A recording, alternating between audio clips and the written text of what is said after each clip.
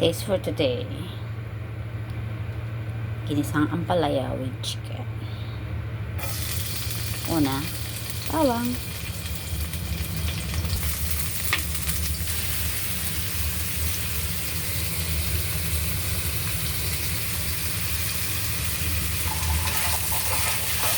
Pag na-taste na yung color, saka natin lagay yung kamatis. Ito yung fresh chicken.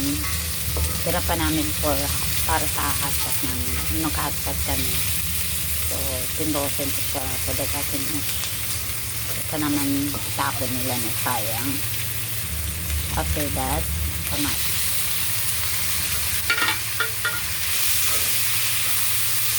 Hayaan natin na malusaw yung kamatis. Kailangan smash siya. Masarap kasi na smash yung kamatis sa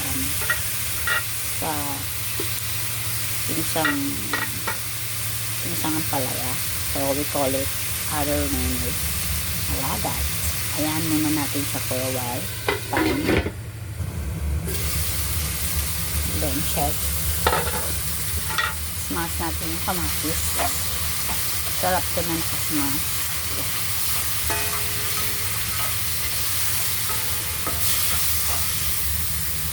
Lagyan ng konting tubig.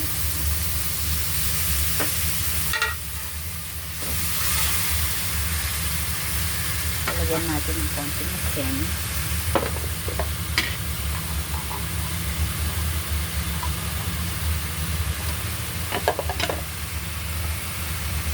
Konting sugar, pampabalance. Mix.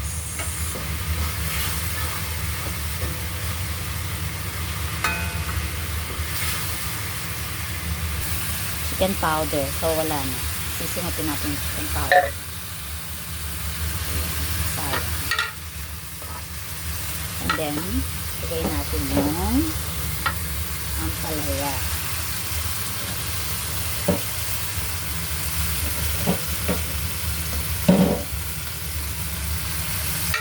Take note huwag masyadong mix yung ampalaya kasi papait siya, girl. May kasabihan nga pag naglulagay ng ampalaya ito dapat nakasmile, happy.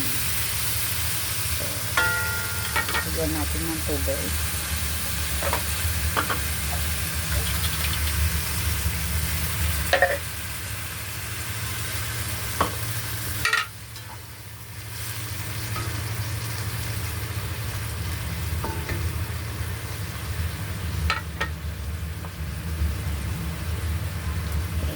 Simmer at lumambot na ang lahat and then done.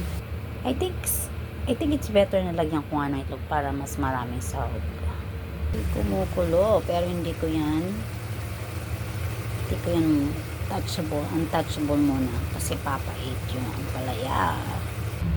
Guys, lalagyan ko siya ng itlog para hanggang gabi ko nang nagtin.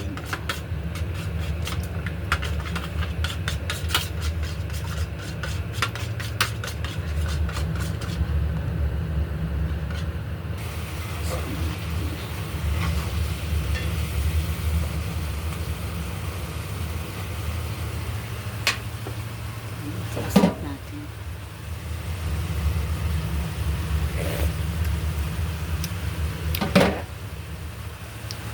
Hindi pa siya luto. Ito na yung So, i-mix na natin yung itlog. I beat 1 egg.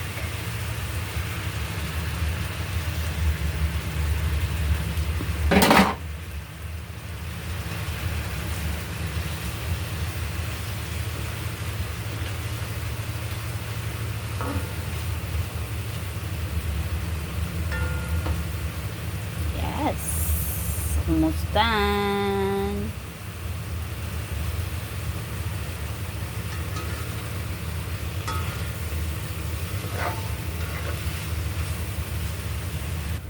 Done. This is my lunch and my dinner. Inisang ampalaya.